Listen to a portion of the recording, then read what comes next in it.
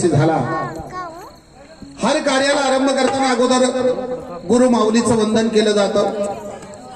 माझे गुरुवर्य गोकुळदास महाराज सामनगावकर, माऊली महाराज साखरवाडीकर, मारुती महाराज काणेगावकर हे संत मंडळी होती आणि पोतराज पंथातील गुरु सुखदेव बाबूराव साठे सौंदेकर आणि बळीराम साठे मालेगावकर या 5 जणांच्या सानिध्यामध्ये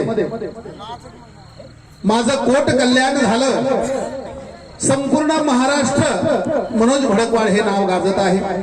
महाराष्ट्रात असं एक गाव नाही की तिथं मनोज भडकवाडचं नाव नाही। कॅसेट पासून चित्रपटापर्यंत, टेलिव्हिजन पासून रेडिओ पर्यंत आणि रेडिओ पासून चित्रपटाच्या मराठी पडद्यापर्यंत